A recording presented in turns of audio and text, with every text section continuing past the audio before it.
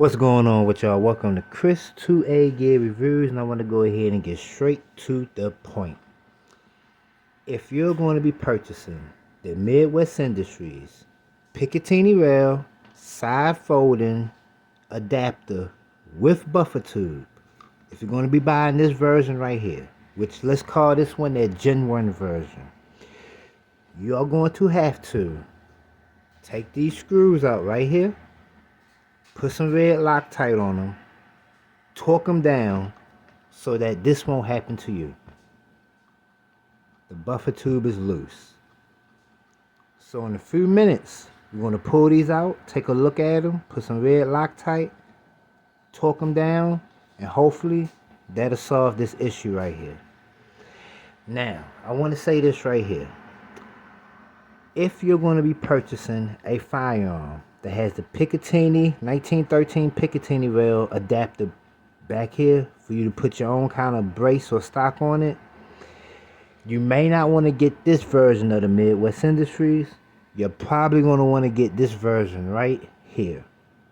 Yep, and as always with these little additions to my videos like this, I'm doing this after I did the completed video. And I'm telling you, you might just want to go ahead and get this one right here.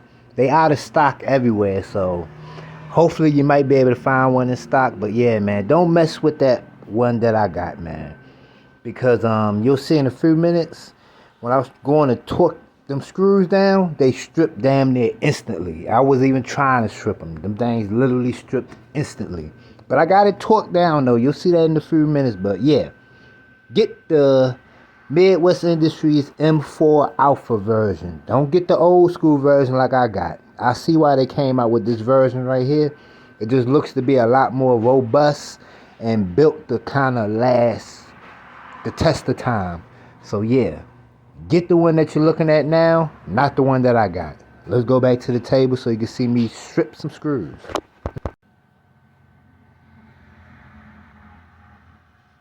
So as you can see, I kind of explained to you why you might want to go ahead and get that version instead of getting this version. We'll consider this their Gen 1 version. We'll consider the other one their Gen 2 version.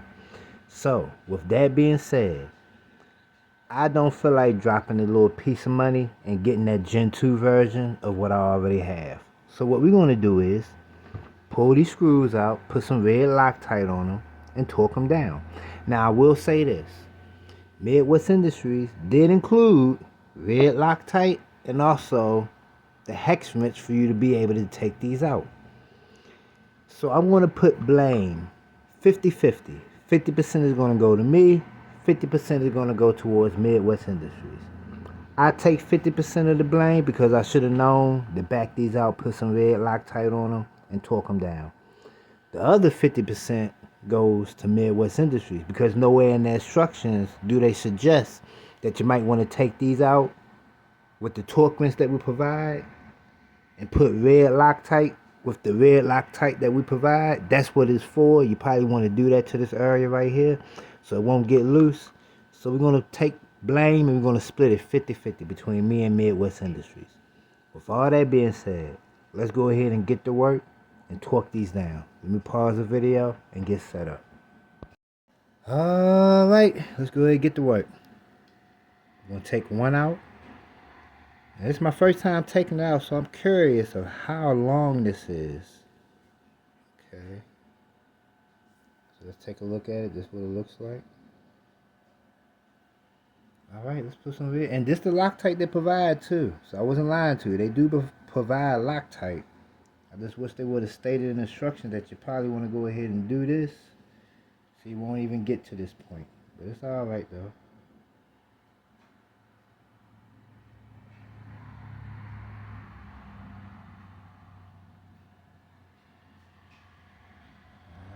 Got a nice bit of Loctite on that too.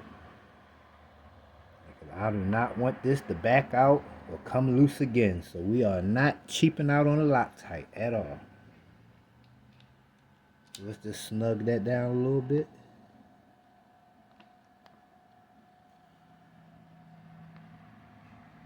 Alright, snug it down. I'll clean that up in a second.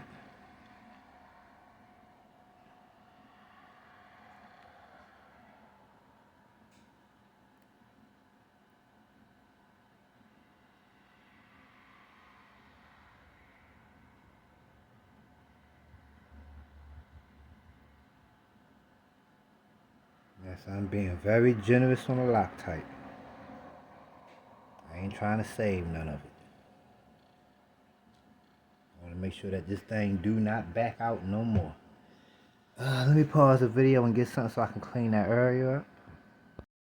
Alright, we got our area cleaned up. We got our torque wrench sent to approximately 45 pounds of torque.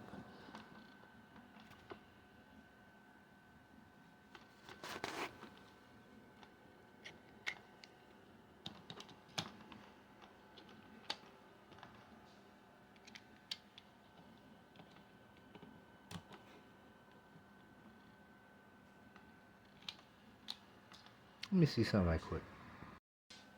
You know what? Fuck it. We about to put the torque of death on it. Shit, I don't give a damn. I don't never want this to have to come off again any goddamn way. Shit. I really don't care if I strip them out. If stripping them out means that I don't have to worry about it backing out, then I'm willing to accept that. Cause that's not something that I really gonna have to take back off anyway.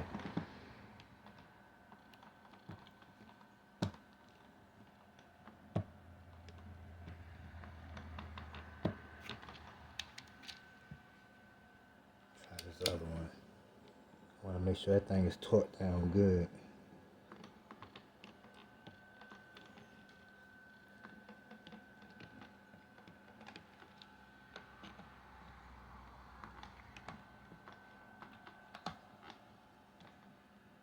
Ugh, get up out of there.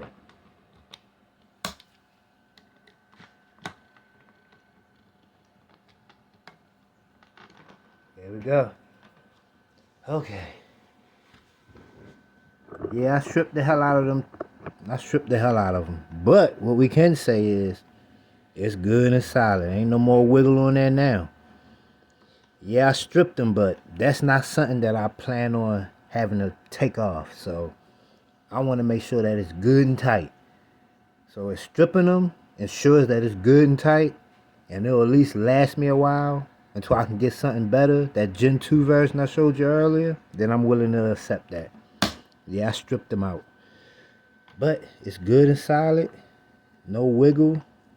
So, like I stated earlier, this is that Gen 1 version. Don't buy this one if you don't have to. If you can't find the Gen 2 version and you have to buy this one, then I guess you ain't got no choice. But if you have the option, just spend the extra 50 dead bucks and get that Gen 2 version. You probably won't have to worry about going through what I just had to go through. But for the time being, we finna run with what we got. If it loosens up again, then we'll get the Gen 2 version. That's why I torqued it down to a point to where hopefully it won't back out. But that's it though, man. Y'all be blessed, be safe, man. I'm out.